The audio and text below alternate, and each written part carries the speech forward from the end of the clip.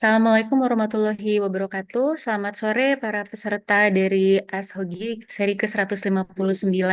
Di hari ini tanggal 26 Februari 2025, hari Rabu, seri terakhir dari seri kanker endometrium kita di bulan Februari. Hari ini kita akan mendengarkan topik mengenai peran kemoterapi dan imunoterapi pada kanker endometrium. Izinkan saya, Reni Anggia Julianti, sebagai MC hari ini memulai ASHOGI kita untuk hari ini. Dari diskusi kita hari ini akan dipandu oleh Dr. Pujo Hartono, SPOG Subspesialis Onkologi. Beliau adalah konsultan onkologi ginekologi dari Fakultas Kedokteran Universitas Erlangga, RSUD Dr. Sutomo Surabaya. Dan narasumber kita yang pertama adalah Dr. Muhammad Nailul Fahmi, SPOG Subspesialis Onkologi. Beliau adalah konsultan onkologi ginekologi dari Fakultas Kedokteran Universitas Gadjah Mada, RSUP Dr. Sarjito, Yogyakarta. Dan narasumber kedua kita, Dr. Andi Kurniadi, SPOG Subspesialis Onkologi, MKes. Beliau adalah konsultan onkologi ginekologi dari FK Universitas Pajajaran, RSUP Dr. Hasan Sadikin, Bandung. Sebelum kita memulai diskusi kita hari ini, kita akan memulai terlebih dahulu dengan mendengarkan sambutan dari Ketua Himpunan Onkologi Ginekologi Indonesia, Dr. Brahmana Iskandar Cokro Prawiro, SPOG Subspesialis Onkologi. Kepada Dr. Brahmana, waktu dan tempat kami persilahkan. Assalamualaikum warahmatullahi wabarakatuh. Selamat sore. Terima kasih Dr. Reni di Jakarta. Kemudian terima kasih juga Dr. Pujo di Surabaya, Dr. Andi di Bandung, Dr. Fahmi di Jogja ya. Komplit gitu ya, komplit. Nah, juga saya menyapa para sejawat-sejawat semua yang setia acara As Hoki ya. Ini sudah edisi ke-159 gitu ya. Mudah-mudahan bisa sampai edisi ke-1000 begitu ya. Dan mungkin kalau edisi ke-1000 topiknya sudah berganti gitu ya. Kemoterapi jadi kuno, radioterapi jadi kuno, mungkin tuh ya edisi ke-1000 nanti ya artinya ya. Nah, tapi begini, ilmu di bidang kanker itu berkembang sangat-sangat pesat, sangat-sangat pesat ya. Salah satu yang terpesat ya, bersama juga tentang diabetes, jantung dan lain-lain ya. Nah, dulu kira-kira zaman saya sekolah onkologi, itu saya nggak mengenal imunoterapi gitu ya. Saya nggak mengenal targeted terapi itu ya. Yang ada ya kemoterapi gitu ya. Nah, sekarang ada kemoterapi, imunoterapi, bentar lagi jadi standar antibody drug conjugates, dan lain-lain sebagainya ya. Nah, nanti jadi kadang-kadang saya paham kondisi di kita itu kan tidak selalu kita bisa memberikan sesuatu pada pasien kita ya. Tetapi mungkin kita berpegang teguh saja pada slogan, meskipun kita tidak selalu bisa memberikan pengobatan terbaik dan terkini pada pasien-pasien kita, tetapi kita harus tahu pengobatan terbaik dan terkini untuk pasien-pasien kita. Mungkin demikian, itu mudah-mudahan cocok dengan topik hari ini, imunoterapi dan lain-lain sebagainya, nanti bisa ditanyakan ke para pakarnya. Salam hormat saya untuk semuanya. Terima kasih banyak. Wassalamualaikum warahmatullahi wabarakatuh. Waalaikumsalam warahmatullahi wabarakatuh. Waalaikumsalam warahmatullahi wabarakatuh. Terima kasih Dokter Brahmana untuk membuka acara kita sore ini. Baik, untuk tidak memperlama, langsung saja saya akan memberikan waktu dan tempat kepada Dokter Pujo untuk memulai diskusi kita sore ini, Dokter. Silakan Dokter, waktu dan tempat kami persilakan. Baik, terima kasih Dr. Eni. Assalamualaikum warahmatullahi wabarakatuh. Yang terhormat Ketua Hoki, Dr. Brahmana. Bawa oleh-oleh baru ini mestinya dari Roma, dari Esko ini, tentang perkembangan kanker di ginekologi. Kemudian para pembicara, Dr. Muhammad Nailul Hakim dari Yogyakarta tadi sudah disebutkan, dan Dr. Andi Kurniawan dari Bandung, dari Pajajaran, yang nanti sebagai pembahas ya, tentang kemoterapi dan imunoterapi pada kanker endometrium. Saya masih pada era kanker endometrium zaman lama. Dulu nggak terlalu masalah ya kanker endometrium itu. Tetapi dinamikanya terakhir-terakhir ini memang sangat tinggi ya. Barangkali mungkin karena di luar negeri serviks sudah berkurang, kemudian operasi juga stagnan saya kira ya. Operasi ya gitu-gitu aja. Perkembangannya ke arah yang lebih rumit lagi, ke arah klasifikasi, kemudian marker sampai ke pengobatan-pengobatan yang spesifik. 3 minggu berturut-turut kita sudah mendengarkan tentang endometrium, bagaimana klasifikasi, perubahan klasifikasi, kemudian bagaimana diagnostik, bagaimana operasi pada si endometrium. Nah, sore ini Dokter Fahmi dan Dokter Andi akan membicarakan tentang eh, kemoterapi dan imunoterapi, tentunya ini untuk ajuan terapi pada kanker endometrium. Monggo silakan Dokter Fahmi barangkali memulai dulu, silakan.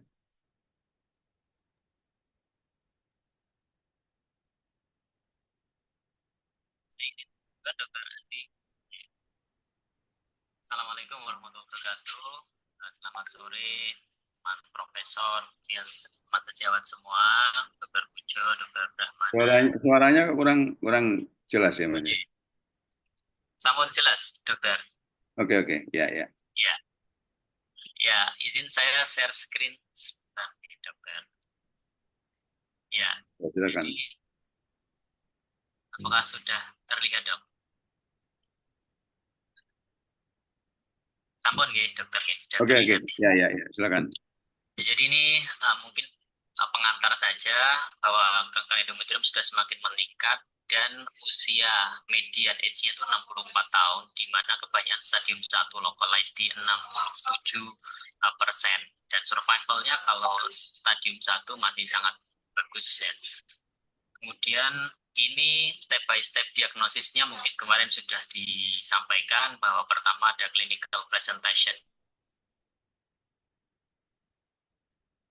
dari histopatologi, kemudian dilakukan assessment.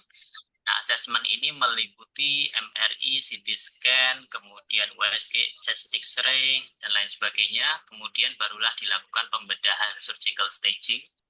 Nanti dari situ muncul nanti prognostic risk stratification. Nanti bisa low, intermediate, atau high risk. Baru kita membicarakan tema kita yang saat ini, terapi adjuvan dan imunoterapi, setelah kita mengetahui adanya risk stratification. Nah, molecular classification new Vigo staging ini, kalau dulu kita mengenal ada 2 tipe 1 dan tipe 2, kemudian saat ini berubah dari 2 ke 4 grup. Yang pertama grupnya polymood, DMMR, kemudian CNL, dan P53 abnormal.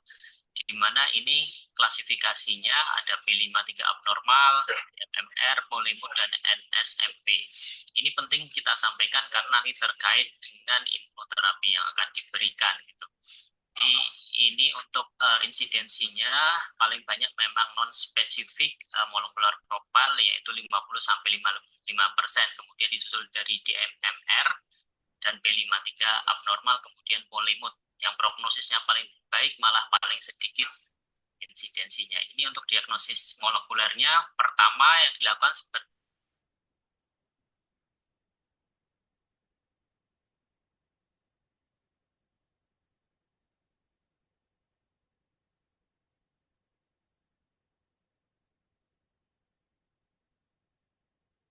ekspresi atau tidak. Nanti baru muncul kita klasifikasikan. Nah, pemeriksaan ini kan agak mahal ya. Kalau polymood itu harus NGS ataupun sequencing DNA. Nah, yang paling murah atau paling gampang sebenarnya MMR protein ini dengan IHK atau imunohistokimia. P53 juga bisa dengan IHK, MSI atau sama dengan MMR ini NGS dengan NGS, tapi lebih dipilih MMR dibanding MSI meskipun dua-duanya sama. Kemudian PDL1 expression bisa dengan IHK, tapi ini tidak dipakai di endometrium untuk biomarkernya. Dan yang terakhir tumor mutational burden ini dengan whole exome sequencing. Nah, implikasinya di sini yang terkait dengan terapi kemarin mungkin sudah disampaikan bahwa implikasi tes molekuler ini salah satunya ke predictive factor untuk terapinya nanti, apa-apa terapi yang mungkin bisa menjadi option atau pilihan gitu. Ini untuk prognostic factor tadi mungkin kemarin sudah disampaikan bahwa P53 ke arah yang jelek, kemudian yang paling bagus itu polymood, dan pertengahan itu MMR deficiency dan NSMP atau non-specific molecular profile. Kemudian risk assessment nanti kita lihat lagi. di mana bahasan kali ini nanti ke predictive factor. Ini untuk prognosis skornya, prognostik signifikannya, polimut paling bagus, juga paling buruk. Dan sekarang ini stagingnya sudah memakai molekuler disampaikan di belakang ini. Jadi tidak hanya 1A, tapi disebutkan M molekuler, apa pemeriksaan yang dipakai, yaitu polimut atau P53 abnormal. Kalau polimut tadi sudah disampaikan, good prognosis dan MMR atau NSMP masuk ke intermediate. Yang paling jelek adalah P53. Ini pengaruh ke risk stratification-nya. Kemarin mungkin juga sudah disampaikan. Ini juga ke risk stratification dari ESMO Guideline 2022. Kemudian untuk predictive role-nya ternyata P53 ini great benefit untuk diberikan kemoterapi kalau dia positif ini ya pada CCRT ya. Kemudian kalau MMR defisiensi ini no benefit from kemoterapi. Kemudian untuk polemut ini implikasinya no added benefit from kemoterapi. Dan yang NSMP itu no statistical significant benefit from kemoterapi. Nah, kemoterapi di endometrium cancer yang terkait dengan kemoterapi dan imunoterapi ternyata tadi sudah kita stratifikasi low risk atau intermediate risk, ternyata yang berpengaruh itu pada yang high intermediate risk dan high risk. Ini yang indikasi untuk diberikan kemoterapi, yaitu di high intermediate risk boleh disampaikan dengan atau di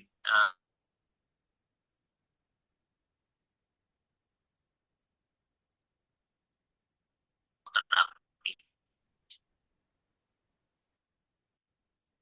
Ini indikasi untuk kemoterapi. Dan yang terakhir ini untuk imunoterapi masuknya di recurrent atau metastasis. Jadi kalau stadium awal, low risk atau intermediate tidak ada tempatnya untuk imunoterapi. Imunoterapi untuk recurrent atau metastasis. Di mana di sini diberikan kemoterapi dulu, nanti dicek apakah ada nya. Jadi yang jadi biomarker yang dipakai di ESMO adalah MMR defisiensi atau MSI microsatellite instability yang high gitu ya, atau yang proficient nanti ketemunya apa, nanti baru di situ diberikan apa terapinya. Kalau yang defisiensi diberikan jika kemoterapinya sudah diberikan, maka kemudian recurrent, maka diberikan salah satunya boleh re-challenge atau diganti agen kemoterapinya atau diberikan dostarlimab atau pembrolizumab lenvatinib. Kalau di up to date itu dulu pernah nggak pas di kemo itu recurrent, kemudian sebelumnya itu kemo plus imunoterapi atau tidak? Kalau kemo saja itu harus dinilai dua, dia recurrentnya itu kurang dari 6 bulan atau lebih dari 6 bulan. Kalau kurang dari 6 bulan maka dilihat lagi TMB-nya, tumor mutational burden. Tapi kalau di ESMO hanya ada marker lain yaitu TMB. Kalau TMB-nya lebih dari 10, itu diberikannya single agent pembro atau dostarlimab. Ini yang proficient ini juga diberikannya double agent.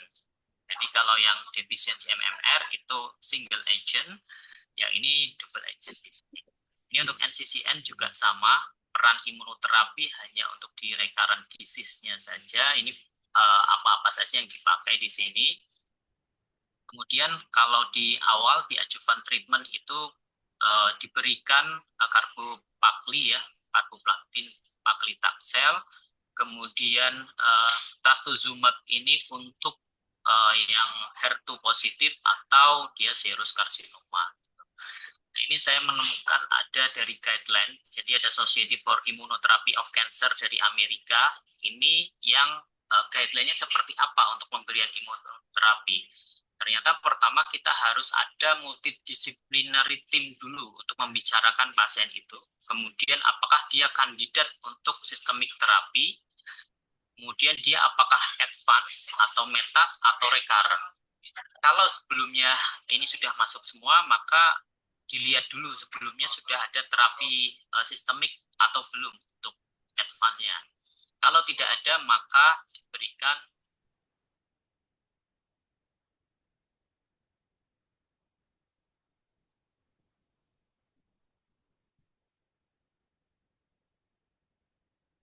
Kalau dia profisien atau cukup dan tidak defisien, maka diberikan double agent pembro dan levantinib. Kalau dia defisien, maka pembro monoterapi atau dostarlimab. Kemudian ini untuk diagnosisnya, jadi diambil dari sampel biopsi tumor, kemudian dicek MFR-nya untuk IHK, karena untuk darah ini kita belum masih dalam proses penelitian kalau di jurnal-jurnal yaitu ctDNA, tapi yang sudah established yaitu dari tumor biopsi bahannya gitu. Kemudian dicek di MMR, kemudian juga untuk markernya bisa juga TMB dengan NGS lebih mahal. Ini untuk biomarkernya yaitu di MMR dan MSIH untuk endometrial cancer. Kalau cervical cancer masih bisa dengan PDL1 dicek dulu di biopsinya itu IHK-nya PDL1-nya seperti apa. Ini untuk penelitian yang sudah nanti mungkin kita bisa diskusikan lagi. Intinya kalau algoritmenya kalau dia defisiens maka monoterapi. Ya, setelah recurrent kemudian dicek MMR statusnya, kemudian ketemunya defisien, maka monoterapi. Bisa pembro, bisa dostarlimab. Ini penelitiannya berasal dari Keynote 158. Di mana nanti dari situ penelitian itu overall response rate-nya 50% dengan PFS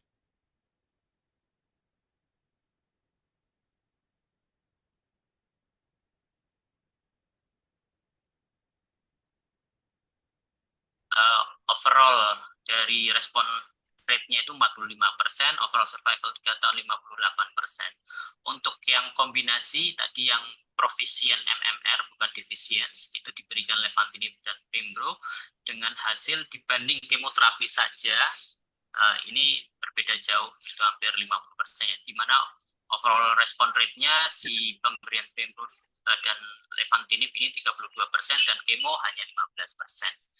Jadi untuk take home point-nya, ketepatan diagnosis dan risk stratification berperan penting dalam kanker endometrium. Kemoterapi adjuvan digunakan untuk pasien kanker endometrium yang high intermediate maupun high risk. Neoadjuvan dapat diberikan pada pasien kanker endometrium stadium lanjut yang unresectable sebelum terapi definitif. Dan regimen kemoterapi pilihan pertama adalah karbo dan paclitaxel. Untuk imunoterapi direkomendasikan pada yang advance atau recurrent dengan pilihan dostarlimab, pembrolizumab, dan durvalumab. Kemudian untuk trastuzumab diberikan untuk HER2 positif serous cancer. Ini untuk referensi yang saya cari. Demikian, terima kasih. Assalamualaikum. Terima kasih, Dr. Fahmi. Ya, cukup menarik ya. Jadi kalau yang low grade itu ya apalagi stadium awal ya nggak usah diapa-apakan ya. Dan full mood tadi prognosisnya cukup bagus, cuman statistiknya kok lebih paling sedikit sepertinya. Ya, recurrent memang perlu penanganan lebih lanjut.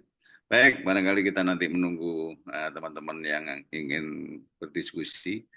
Barangkali Dr. Andi Kurniadi bisa mau menambahkan sesuatu tentang pengobatan. Monggo silakan. Ya, terima kasih Dr. Pujo. Assalamualaikum warahmatullahi wabarakatuh. Dalam. Saya tidak akan share screen, Dok, ya. Tadi sudah screen saya udah lebih lengkap, Dr. Fahmi udah tercakup semua. Silakan. Hanya mungkin saya menambahkan untuk kemoterapi tadi yang belum disebut itu untuk yang rekuren ya. Tadi neoadjuvan sudah, kemudian adjuvan pada yang stratifikasi risikonya high risk itu kita tambahkan adjuvan, serta yang rekuren itu tambahannya. Jadi yang rekuren juga kita ada tempat untuk kemoterapi. Nah, kemudian satu lagi tadi di imunoterapi tambahannya adalah targeted terapi yang PARP inhibitor. Nah, itu sekarang memang sedang penelitiannya sedang ongoing. Jadi pada endometrium itu tadi sempat ditayangkan bahwa patologi dan molekular klasifikasi itu sangat penting karena setiap molekuler yang berbeda itu adjuvannya juga berbeda. Contohnya pada yang P53 abnormal itu ada tempat di situ untuk pemberian PARP inhibitor. Nah, penelitian yang duo E itu adalah penggabungan antara yang targeted terapi PAP inhibitor dengan imunoterapi. Nah, itu sedang jalan juga. Mungkin tambahan dari saya itu saja dok untuk melengkapi tadi Dokter Helmi yang sudah sangat lengkap sekali tadi tayangannya. Terima kasih dok. Assalamualaikum warahmatullahi wabarakatuh. Baik, terima kasih, Dokter Andi. Mungkin ada yang ingin ditanyakan, saya belum melihat ini di chatting maupun di Q&A. Jadi idealnya kalau kita kan mendapatkan low risk high risk itu kan dari hasil pemeriksaan histopatologi ya, kira-kira dari diagnosa awal kira-kira. Nah, pemeriksaan tadi kan macam-macam ya banyak. Itu apakah diperiksa semuanya atau hanya pada kasus-kasus tertentu? Saya lihat tadi dijelaskan mungkin recurrent, kemudian di biopsi, kemudian diperiksa ulang. Kira-kira bagaimana, Dokter Fahmi?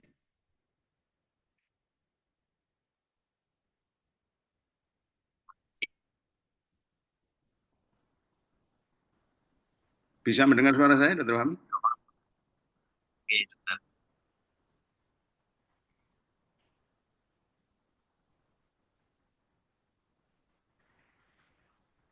Ya, tadi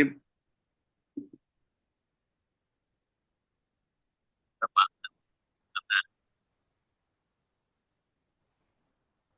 ya sudah mendengarkan pertanyaan saya, Dokter Fahmi tadi. untuk restratification itu kan memang masing-masing apa didasarkan pada kemampuan masing-masing institusi memang dokter. Kalau kita periksa semua memang pasiennya harus punya Enggak, kita bicara yang ideal ya. Kita bicara ideal, jangan berbicara seperti yang disampaikan Dokter Brahmana tadi. Eh, kita tahu, tetapi tidak harus mengerjakan, nggak apa-apa. Yang ideal bagaimana kira-kira Dokter Fahmi? kalau diperiksa tadi dokter sesuai algoritmanya untuk mengelompokkan itu karena kan dari stadium 1 atau 2 kalau konvensional tanpa molekuler itu misalkan dia di serviks tuh ada nyebar ke serviks stadium 2 gitu ya kan harusnya dia dilakukan dilakukan adjuvan terapi itu Ya, isinya dengan polimut kemudian polimutnya positif itu dia low risk jadinya dokter jadi nggak perlu adjuvan lagi di situ jadi itu kepentingannya di situ cuman polimut ini memang dia harus NGS gitu atau sequencing DNA nah sementara di kita itu sangat jarang kalau di Gajah Mada sendiri itu NGS sudah ada cuman untuk polimut itu dia butuh optimasi sehingga tidak bisa dilakukan di sini karena kalau kan harusnya dikirim ke Jakarta ya di Jakarta atau dikirim keluar tuh kurang lebih harganya kemarin saya tuh sempat mau periksa ke pasien tuh 34 juta untuk polimut itu dok jadi cukup mahal. Nah kalau setelah polimut itu tidak bisa mungkin optionnya ya MMR itu MMR defisiensi yaitu gen atau protein MSH kemudian MLH1, MSH2, MSH6 kemudian PMS2 itu yang dicek. Nah, itu harganya masih untuk masalah kita masih cukup masuk ya di 2,8 juta gitu. Kemudian P53 untuk IHK itu sekitar 800-an untuk IHK gitu. Jadi mungkin yang bisa dilakukan kalau kita ideal ya paling nggak at least MMR sama P53. Dimana itu yang penting untuk kait dari imunoterapi maupun tadi kemoterapi. Gitu dokter. Makasih dok.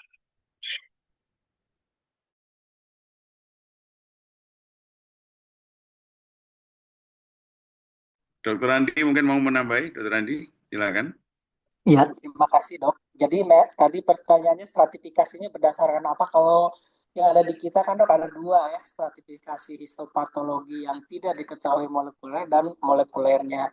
Memang kalau untuk ajupan yang kemoterapi dan radioterapi itu yang non molekuler bisa kita gunakan dok. Tetapi kalau untuk targeted terapi atau untuk imunoterapi kita memang harus mengetahui molekulernya, Dok. Jadi kalau memang kita eh, dalam kondisi ideal memang keempat molekuler ini bisa harus kita periksa karena akan berbeda untuk ajupan terapinya. Tapi kalau hanya untuk ajupan radioterapi atau kemoterapi sih cukup dengan risk groupnya yang tanpa molekuler pemeriksaan molekuler, Dok. Tapi untuk imuno dan tadi targeted terapi misalnya olaparib, nah kita harus tahu molekulernya, Dok. Mungkin itu, Dok, dari saya. Terima kasih. Ya, oke. Kita ambil contoh ekstrim aja ya. Mungkin pasien ini inoperable, kemudian kita kemoterapi neoadjuvan, kemudian akhirnya operable, kita operasi. Idealnya diperiksa semuanya ya itu mestinya ya. Dokter Andi, kira-kira. Betul, Dok. Sebaiknya molekulernya diperiksa semuanya. Karena untuk menentukan, kalau misalnya dia P53 abnormal, kemudian HRD-nya positif atau BRCA-nya positif, ajupannya kita memberikan ada tempat untuk PAP inhibitor di situ. Tapi kalau misalnya yang positifnya MMRD atau MSHI, nah itu tempatnya untuk pembrolizumab atau imunoterapi. Itu, Dok. Jadi memang itu sangat penting untuk menentukan ajupannya apa. Terima kasih, Pak. Oke. Jadi langsung ya. Jadi kemoterapi langsung disertai dengan hasil-hasil sesuai dengan marker yang ada ya, pengobatannya yang ideal. Baik, sudah ada pertanyaan? Mungkin belum kelihatan pertanyaan ini ya. Silakan kalau ada pertanyaan, barangkali langsung raise hand aja. Dokter Brahmana masih ada. Dokter Brahmana mungkin ada oleh-oleh dari Roma ini, ASKO.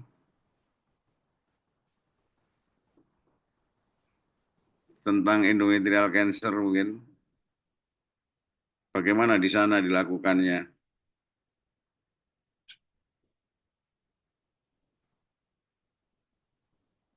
Dokter Brahmana masih sibuk mungkin Dokter Brahmana.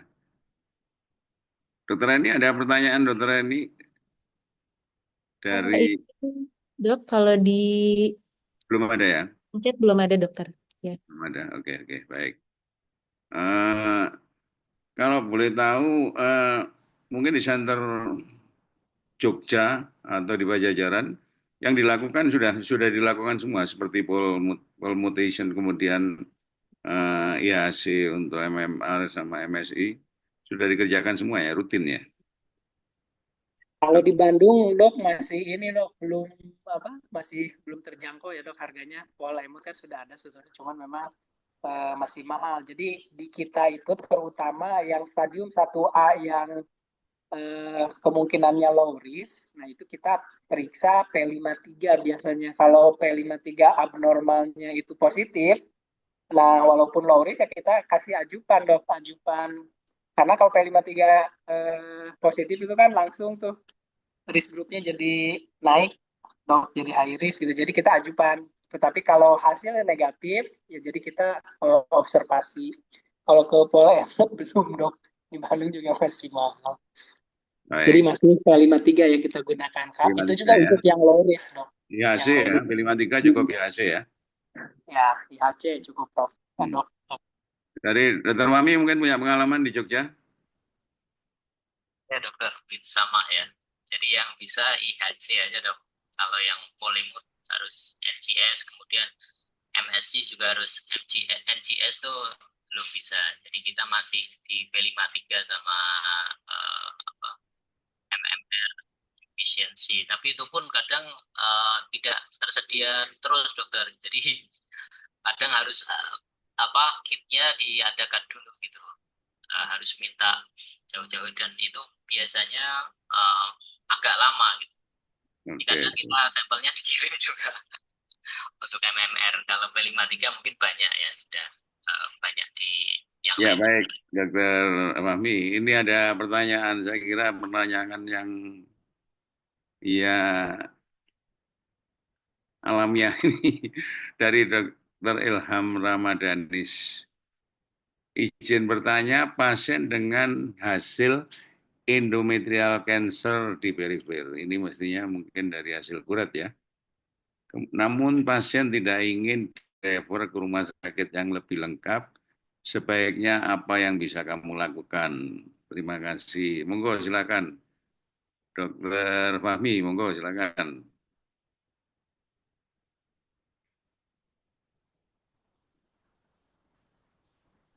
Saya tidak akan ini ya, karena sinyal.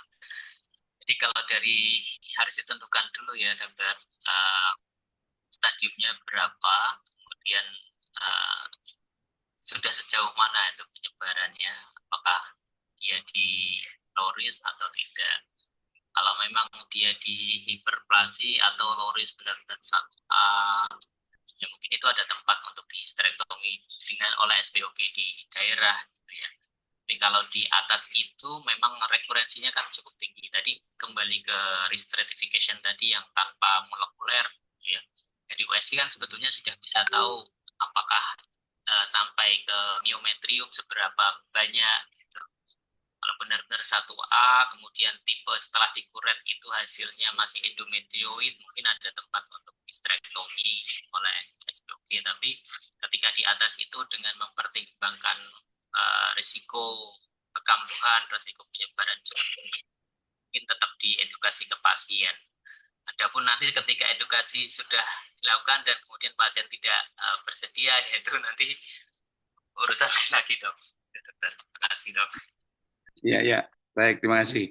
Dokter Randi, mungkin ada eh, tanggapan mungkin tentang pertanyaan tadi.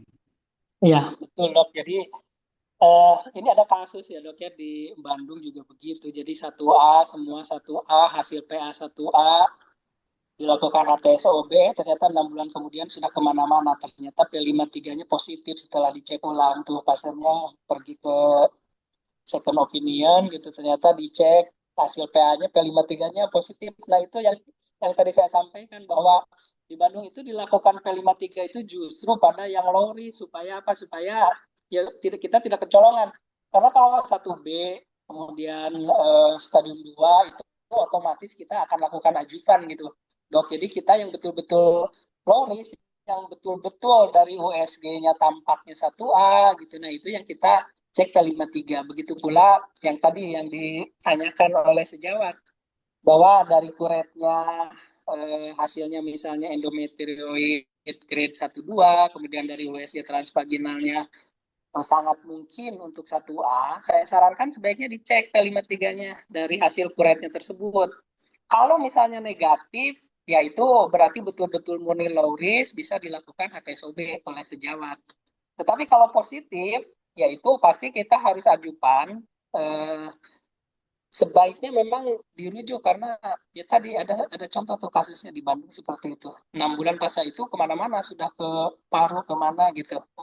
Jadi cepat sekali ternyata. Dan ketika dicek P53-nya memang positif ternyata gitu dok. Jadi kalau saran saya setelah dikuret dimintakan IHC karena tidak mahal IHC. Cuman mungkin kalau di daerah ada tidak ya IHC. Itu mungkin yang akan jadi masalah. Mudah-mudahan sih ada. Kalau ada lebih baik dirujuk. Tetapi kalau memang pasiennya kekeh tidak mau ya betul. Mungkin HTSOB aja. Mungkin kita tinggal observasi nanti kambuh lagi baru dirujuk. Tapi sebaiknya memang antisipasi itu dilakukan pre-op ya dok ya. Mungkin itu dok. Terima kasih. Baik.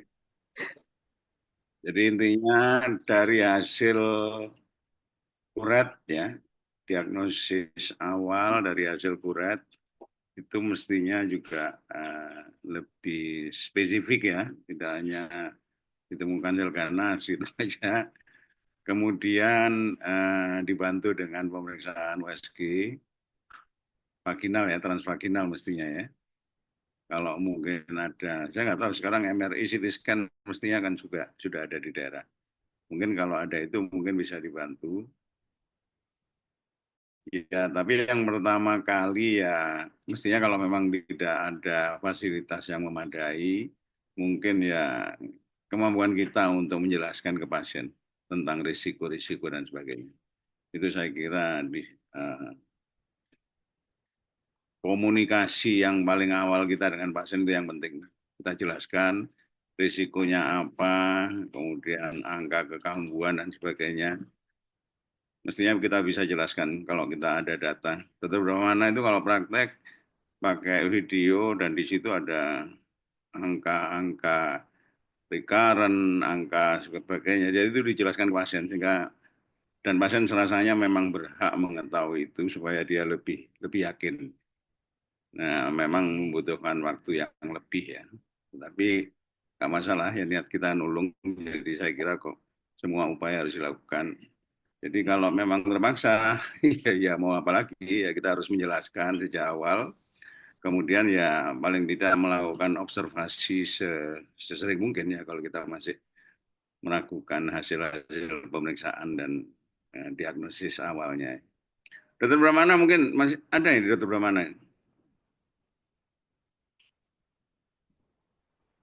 Belum bisa gabung ya Dokter Brahmana. Baik, belum ada lagi pertanyaan. Mungkin ada yang mau bertanya langsung mungkin atau memberikan komentar langsung, kita saling sharing aja di sini.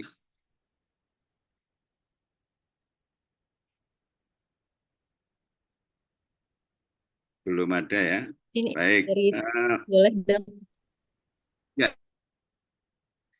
Ya dok, kita kan tadi mungkin banyak membicarakan. boleh. Ya dok, izin dok. Tadi kita kan mungkin banyak membicarakan mengenai kemoterapi dan imunoterapi dok. Tapi kalau peran hormonal sendiri di endometrial cancer ini, terutama yang sudah bisa kita profiling molekularnya, kira-kira apakah ada fungsinya dok? Misalnya kita cek juga IRPR gitu, estrogen reseptor, progesteron reseptor, dan apakah misalnya obat-obatan hormonal yang bisa kita berikan untuk membantu juga terapi sistemik kita, dok. Oke, bagus sekali Dokter Ani. Saya dengar memang ada juga pemeriksaan ARPR seperti BRES ya dan terapi hormonal mestinya ada tempatnya di situ. Silakan Dokter Fahmi, Dokter Fahmi silakan. Pertanyaan menarik ini.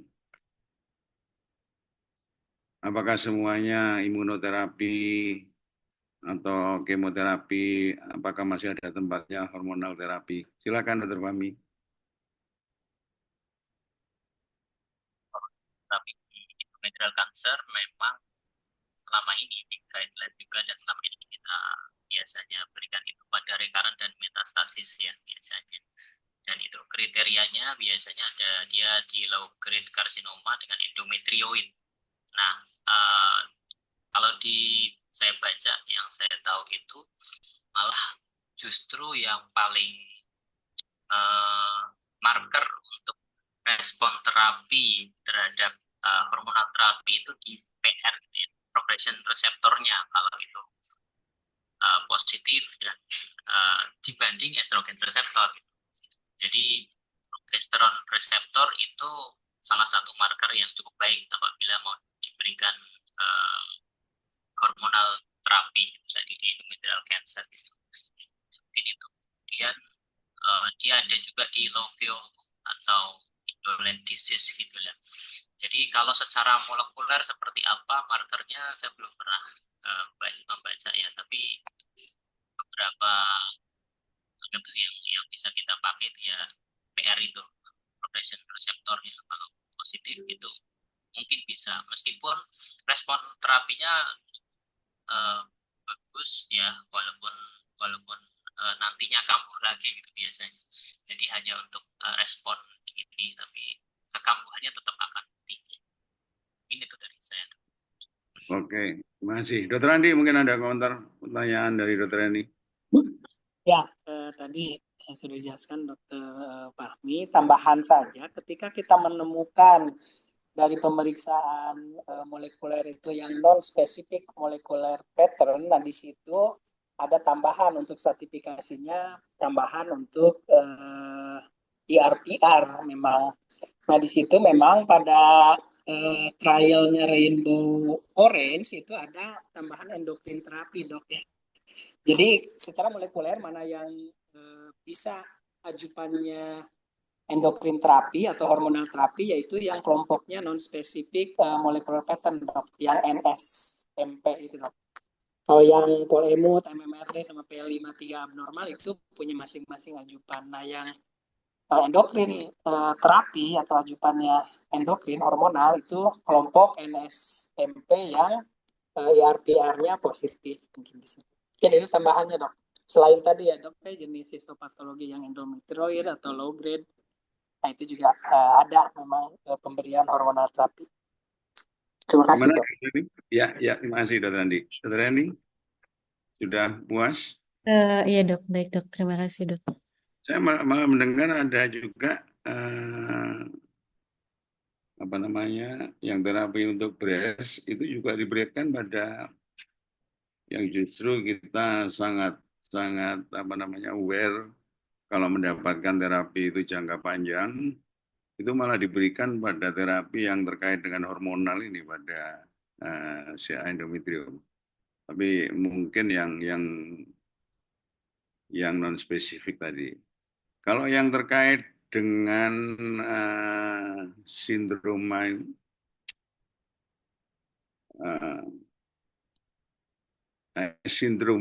itu gimana? Sama juga.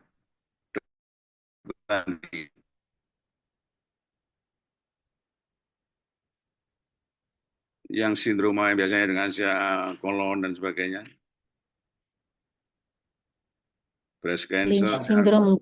Sindroma. Ya.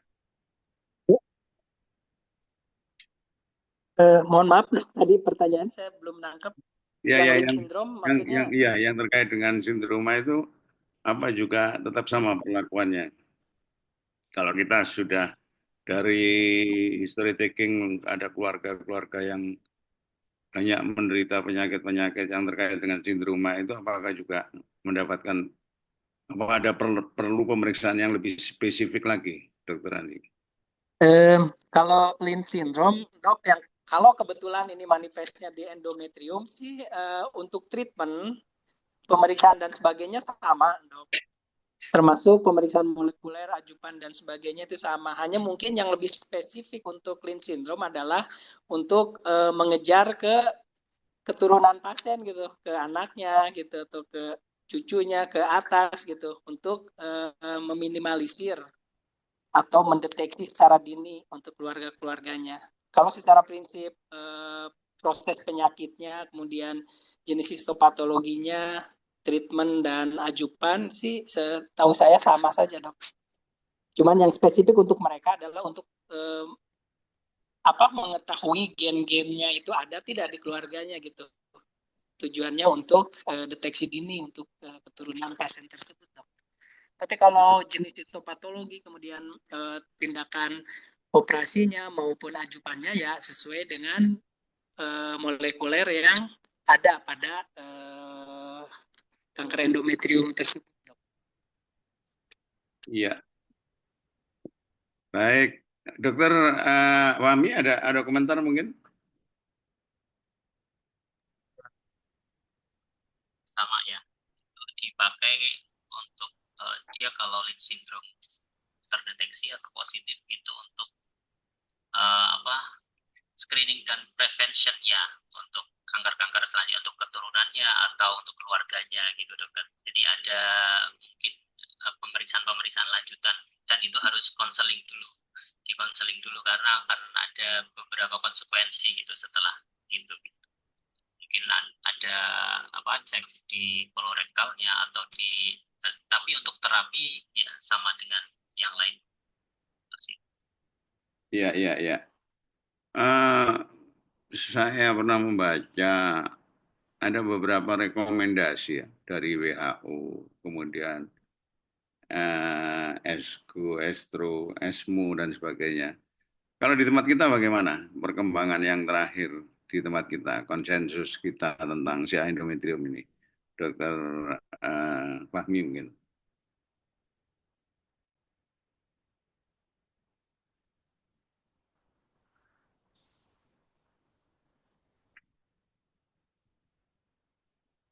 Dokter Andi mungkin bisa memberikan komentar. Kita memakai Ya, yang mana? Ya. kalau di Bandung sih, dok, kita ngikut yang itu ya dok ya, yang perkembangan terbaru dengan molecular classification walaupun ya parsial, Yang maksudnya WHO ya? tidak kuat. Yang Hanya yang MMR, Pulse sama P53. ya itu diikutinnya yang itu dok sama ya. Hmm. Dokter Anu agak terputus-putus ya dokter Fahmi. Iya ya. Kalau di kita masih konvensional hanya beberapa kalau pasiennya ini dok, karena itu kan pembiayaannya masih pembiayaan umum kalau di kita ini dok. Jadi cover masih, jadi kita masih konvensional. Pada beberapa private hospital mungkin itu kita periksa gitu, stratifikasinya, stratifikasi certification. Iya ya ya. Ya, ya barangkali kita bicara yang mungkin karena bukan tidak mungkin banyak juga ya pasien-pasien yang mampu yang di private hospital kalau nggak kita tawarkan kita kerjakan ini nanti malah ya lari ke tempat lain. Kalau kita paling tidak kita menawarkan ya bahwa ada opsi seperti ini yang harus kita lakukan seharusnya. Tapi soal dia mau atau tidak ini kita bicara yang ideal ya. Tapi soal dia mau atau tidak nanti lain lagi. Tapi kalau di rumah sakit umum saya nggak tahu ya. Apalagi saat ini ya kemampuannya ya semakin terus berkurang terus ya ini. Tapi saya kok tetap bahwa opsi-opsi yang kita ketahui, yang kita ikuti, yang kita update terus itu harus kita terus sampaikan ke pasien, ke masyarakat tentunya. Baik, ada lagi mungkin dari yang hadir ini teman-teman senior mungkin ada yang ingin bertanya atau komentar langsung, silakan. Dokter Brahmana masih ada ya? Sudah keluar Dokter Brahmana, Dokter Reni Sudah keluar sepertinya, Dok. sudah keluar ya. Baik. Kalau dari sisi ketersediaan, kalau tadi kan ketersediaan pemeriksaan, kalau dari sisi ketersediaan, katakanlah kita berbicara tentang imunoterapi, di tempat kita bagaimana, Dokter Andi? Sudah pernah memberikan mungkin Dokter Andi? Nah, saya kebetulan dok pasiennya lebih banyak di BPJS, jadi saya belum pernah memberikan imunoterapi. Hanya ketersediaan obatnya sudah ada kalau di Bandung, dok. Itu satu apa namanya satu cure itunya itu harganya itu sekitar 50 apa 60 gitu dok. Ya jadi Pembro, memang masih itu mahal bukan ya. Pembro ya, PDL Ya, buat satuan. ya, Pembro Sijumab itu ada, kemudian olaparib juga ada sih sediaannya di Bandung sudah ada dok. Oh, iya, Cuman iya. kata kemampuan pasiennya itu kalau kita jelaskan juga pas dok harganya berapa kita kasih tahu, udah gitu. Ya udah dok yang standar aja gitu terapinya yang di cover BPJS selalu begitu dok. Pasrah aja itu ya. Sediaan memang sudah ada dok. Kalau Ya. untuk Dokter Fahmi punya pengalaman mungkin dengan pengobatan-pengobatan yang apakah imunoterapi atau kalau kemo sih Paksus Karbu saya kira kok sudah Pakli Karbu sudah biasa ya. Gimana Dokter Fahmi? Kalau selama ini memang sama dok, belum pernah. Tapi ini ada satu kandidat ini baru. Jadi dok yang kita tawarkan harganya tuh pasien biasanya walaupun di private tuh kadang kalau di Jogja tuh nolak juga tuh. Harganya berapa? 40 juta nih. Nah ini ada satu yang pasien tapi di Azarwin. Kalau insuran kan nggak ada masalah kalau insuran. Iya dok. Tapi kebanyakan insurannya BPJS dokter. Ya, ya, ya, ya. Ini baru di Azarwin, pasiennya baru di MRI, baru diperiksa dokter. Tapi dia advance ada ke tulang, jadi mungkin mau kita berikan itu Pembro dok rencana dokter. Yang tapi Joy. belum. Ya, tapi sudah bersedia nih. Barusan kalau bersedia ini boleh nanti pecah telur nih untuk rumah sakit kami. Kalau di Jakarta, Dokter Eni mungkin pernah melihat atau Kalau mengikuti. buat endometrium biasanya di ini sih dok, di saya sih pernahnya ada konsulensi tapi di yang private-nya Hmm. RSCM dok. Ada, tapi memang lebih sering masih di cervix sih dok. Lebih beberapa adanya cervix. Kalau pemeriksaan endometrium anu sudah otomatis Jadi melakukan kalau pemeriksaan seperti iya dok, jadi kalau yang pos operasi dok karena pagunya cukup besar setelah kita operasi itu bisa untuk kita mintakan IHK sih dok ke PA-nya untuk panel MMRD sama P53 dok. Kalau untuk periksa POLI by NGS kita belum belum melakukan juga dok. Jadi kebanyakan ya setelah operasi spesimen PA-nya selain di histo PA di IHK untuk MMRD, P53 dan IRPR dok. hmm, kalau terutama private ya. Iya dok, tapi di BPJS juga kami kerjakan dok Ya, untuk bisa disediakan ya. Ya. Baik, tentang PA, ya, PA. Di Jogja dengan di Bandung bagaimana? Artinya mungkin teman-teman kan pasti menerima rujukan. Apakah model pembacaannya itu sudah seragam seperti yang kita harapkan, Dokter Andi? Karena Ya, PA nggak sama ya, masalah biaya dan sebagainya. Ya. ya mungkin sedikit berbeda dengan RSCM ya karena beda ya tipe ininya, tipe regionalnya juga beda. Jadi RSCM walaupun sama-sama tipe A, RSCM ada di klaster satu ya. Jadi memang pembiayaan BPJS-nya lebih besar. Nah, sebetulnya di Bandung juga kalau untuk pemeriksaan IHK yang dokter Reni sampaikan tadi itu tersedia, cuman memang tidak bisa dilakukan sekali jalan karena tadi beda plafon BPJS-nya beda dok di Jakarta RSCM ya RSCM dengan RSAS. Uh, Paling selektif kita dok. Kalau misalnya tadi di Bandung itu terutama yang low risk, yang kemungkinan antara apakah ini kalau molekulernya positif atau tidak, ini jadi ASA tidak, nah itu baru kita mintakan P53. Jadi tidak secara otomatis memang dok kalau di Bandung. Jadi kita yang seleksi gitu. Oh ini nih 1A nih dari USG-nya dia eh, tidak ada invasi atau kurang dari 50. Kemudian hasil PA-nya endometrioid. Nah, paling berikutnya kita mintakan P53-nya. Kalau P53-nya negatif, ya udah tinggal kita observasi aja setelah selesai HTSOB misalnya.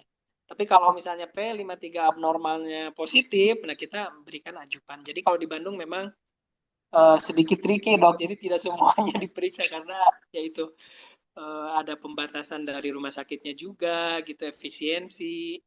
Jadi ya memang kita tidak langsung untuk memeriksa tadi panel IHK yang tadi.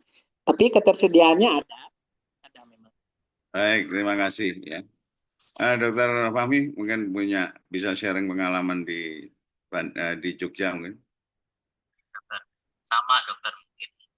Kalau pas kebetulan ada penelitian, nah itu kalau yang MMRD itu, kalau pas ada penelitian dan kitnya masih lah itu baru bisa. Tapi kayak diikutkan ke itu ke penelitiannya. Tapi kalau tidak sehari-hari untuk pelayanan, ya kecuali kalau terpaksa sekali baru di cover dok di sama PA-nya. Jadi tidak semuanya reagen untuk MMRD itu ada. Kalau P53 mungkin ada ya karena itu banyak dilakukan juga di cancer lain gitu. Tapi untuk yang MMRD ini itu pada kondisi tertentu kalau kitnya masih ada dan masih ada ongoing penelitian gitu. Iya, ya, baik. Ya, memang banyak sekali kendalanya ya. Tapi sekali lagi bahwa ya tetap kita harus update terus ya. Kalau di Surabaya rasanya ya kalau dari tumor plot mungkin mirip Jakarta ya. Jadi masih memungkinkan, karena biasanya kita pre-op, kemudian post-op itu didiskusikan di tumor board, dan kita biasanya juga dari bagian PA bisa melakukan itu. Mungkin ya Surabaya rumah sakit pemerintah daerah ya, provinsi, rumah sakit provinsi. Baik, kalau dari rujukan hasil-hasil dari rujukan itu, apakah sudah ada keseragaman tentang pembacaan, katakanlah hasil kuret dan sebagainya, Dokter Andi, yang selama ini ada? Kalau di kami, Dok, biasanya kalau ada PA dari luar, kita biasanya tinjau ulang dulu, Dok, di RSAS. Dibaca ulang. Kalau tidak, misalnya tidak diberikan misalnya parafin bloknya dari rumah sakit sebelumnya, ya kita lakukan kuret ulang. Jadi memang untuk pembacaan PA kalau di RSAS itu diutamakan yang dibaca oleh staf dari RSAS. Jadi kadang-kadang ada hasil biopsi misalnya hasil kuret endometrium dari luar. Nah kadang-kadang kita tinjau ulang dulu, Dok, samakan dulu. Kalau di RSAS Di review ya, review gitu ya. review dulu ya. Di Jogja juga sama, Dokter Fahmi, ada kendala seperti itu? Sama dokter, cuman kalau yang baca kemudian stafnya kita juga itu tidak perlu direview biasanya, dok. Di lab luar, tapi Ya. yang membaca PA-nya dari kita itu biasanya tidak dibaca ulang. Memang kadang ada beberapa kendala, mungkin tidak lengkap gradingnya, tidak ada gitu dari kiriman dari kabupaten atau apa itu. Kadang ada beberapa yang seperti itu. Itu kita review, dan biasanya kalau bukan dari staff kita itu juga kita minta blok parafinnya. Iya, iya. Data-data belum ada ya. Saya ingin tahu sebetulnya recurrency pada kasus-kasus CA endometrium ini, kita punya catatan nggak? Dokter Reni mengikuti nggak data kanker di tempat kita? Oh, maaf dok, kalau dari Kanrek kita belum saya lihat lagi dok untuk data rekurensinya dok. Iya. Karena kelihatannya saya sendiri ya, pengalaman di private itu memang ada beberapa ya. Dan saya juga terkaget-kaget dulunya itu kalau saya endometrium itu rasanya kok nggak ada masalah ya. Ya, nggak tahu sekarang tiba-tiba kok ini kok sampai metastase cukup jauh. Dulu biasanya nggak ada masalah. Apalagi rata-rata kan saya endometrium ini postmenopause bleeding ya. Kemudian biasanya juga nggak tiba-tiba sudah stadium yang lanjut, berbeda dengan yang lainnya. Tetapi makanya sering prognosisnya sering lebih bagus pada si endometrium. Tetapi akhir-akhir ini mungkin perangnya kanker ini juga mulai berubah kira-kira. Iya. Baik, ini sudah waktunya saya kira sudah habis. Mungkin ada pesan-pesan mungkin dari Dokter Fahmi untuk teman-teman, untuk para peserta semuanya tentang pengobatan kemoterapi dan kemungkinan pengobatan imunoterapi pada CA endometrium, terutama stadium lanjut. Barangkali ada take home message untuk teman-teman. Silakan Dokter Fahmi. Ya, terima kasih dokter. Ya, mungkin take message-nya tadi dok ya, seperti yang dokter sampaikan, bahwa paling tidak meskipun kita belum ideal, kita bisa menawarkan ke pasien, karena mungkin dari penawaran itu ada insight lain dari pasien, mungkin bisa menerima ataupun menolak. Tapi kalau kita tidak menawarkan yang ideal, itu kemungkinannya hanya satu, bahwa pasien tidak akan melakukan itu gitu. Ya mungkin itu aja. Terima kasih dokter. Iya, ya. Silakan Dokter Andi. Ya, kalau saya mungkin titipannya karena memang endometrium ini paling ribet sekarang ya dok ya. Terus berubah-ubah terus. Jadi Ya tadi terutama untuk stadium 1A yang mana dulu stadium 1A itu kan sebelum zamannya molekular itu bisa dilakukan ATSOB oleh sejawat SPOG. Nah, sekarang mungkin saya titip untuk lebih berhati-hati ketika kita melakukan kuretase. Kalau ada fasilitas IHK itu minimal P53 diperiksa dok. Karena kalau misalnya dia betul-betul murni dari USG, dari jenis hasil histopatologi maupun dari molekulernya misalnya P53-nya negatif, ya mungkin itu betul-betul murni low risk dan bisa dikerjakan ATSOB oleh sejawat SPOG itu. Mungkin itu titip. Tapi kalau positif, walaupun 1A dari gambaran, nah itu mah tolong dirujuk saja gitu karena untuk mempertimbangkan untuk kepentingan pasiennya. Mungkin itu dok dari saya. Terima kasih. Baik, terima kasih. Ya, jadi sekali lagi terima kasih kepada Dr. Andi dan Dr. Fahmi, kemudian para pendengar, para peserta ASHOGI kali ini, juga pada Mbak Reni yang telah membantu acara ini ke 159 ya. Kalau dari saya rasanya bahwa update kita harus selalu update. Ciri profesionalisme itu adalah kita selalu update ilmu dan itu harus kita sebarkan. Artinya pasien berhak tahu. Soal pasien mau mengikuti atau enggak itu terserah. Sistem kesehatannya memungkinkan atau enggak itu lain lagi.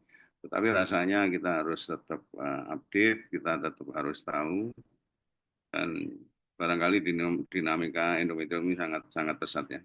Mungkin karena di luar sana sudah tinggal endometrium sama ovarian, saya kira. Kalau cervix kan kelihatannya ke depan sudah habis itu di sana. Tapi di tempat kita malah lebih banyak. Ini tantangan buat kita. Itu saja mungkin yang bisa saya sampaikan. Sekali lagi terima kasih kepada Ketua yang sudah membuka, Dr. Reni yang sudah memimpin acara ini, kemudian Dr. Fahmi dan Dr. Andi yang juga sharing pengetahuan tentang kemo dan imunoterapi, serta para teman-teman sejawat semuanya yang setia mengikuti acara ini lebih dari 100 saya kira. Saya akhiri, saya kembalikan kepada Dr. Reni. Silakan Dr. Reni. Wassalamualaikum warahmatullahi wabarakatuh. Waalaikumsalam warahmatullahi wabarakatuh. Baik, terima kasih Dr. Pujo, Dr. Andi, dan Dr. Fahmi untuk diskusinya sore ini yang memperkaya hasanah pengetahuan kita tentang tata laksana kanker endometrium. Untuk bulan ke depan kita akan ada rangkaian mengenai gestational trophoblastic disease atau penyakit trophoblastik maligna. Dan minggu depan di ASHOGI 160 akan dibawakan topik mengenai diagnosis dini dan asesmen risiko pada gestational trophoblastic disease. Baik, dengan berakhirnya diskusi kita, maka berakhir pula ASHOGI seri ke-159 hari ini. Terima kasih sekali lagi kepada Dr. Pujo, Dr. Andi, dan Dr. Fahmi, dan juga kepada para partisipan sekalian yang masih setia untuk menyaksikan ASHOGI kita hingga ke seri 159 ini. Akhir kata, saya tutup acara ASHOGI sore ini. Wassalamualaikum warahmatullahi wabarakatuh. Welcome. Terima kasih Dr. Fahmi.